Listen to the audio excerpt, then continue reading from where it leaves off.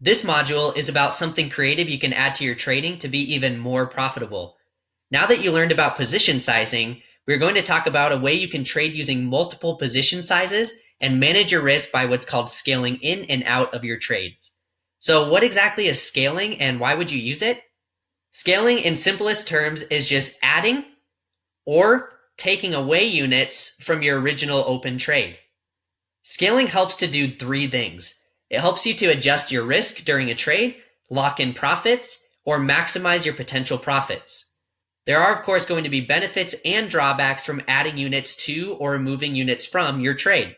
Let's go through all the benefits and drawbacks right now, and in the upcoming sections, I'll teach you how to correctly scale in and out of trades.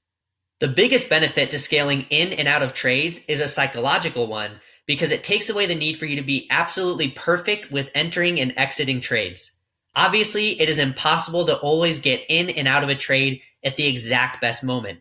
The best we can do is line up some indicators and find patterns in the market or breakouts or anything that we've learned about. But this is not always going to give us a perfect signal. Wouldn't it be awesome if you didn't have to get in and out of trades at exactly the right moments, but you could still make a great profit?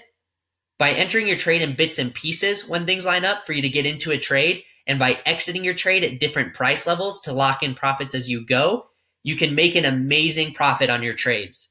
This is where scaling in and out comes into play.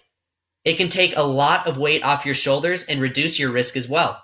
In fact, if you scale out of a winning trade using a trailing stop, you can lock in some profits and keep riding the trade until it is no longer going in the direction of your trade. Finally, the last benefit is that if you add more to your open trade and the market moves even more in your favor, you will make an even bigger profit on that move. Like I said, of course, there are also a few drawbacks that I also want to mention when it comes to scaling in and out of trades. As you can imagine, the biggest drawback is when you add more units to your current position because you are increasing your overall risk. We're going to explain how to safely add more units to your trades, but you have to be careful with this.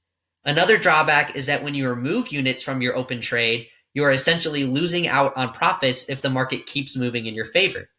Let's move on to the next sections and talk about a couple examples of how to properly scale in and out of a trade. Hey, thanks so much for watching. Make sure you join our free Discord channel to get access to all the cheat sheets and a bunch of other cool bonuses. The next video in the course is right here.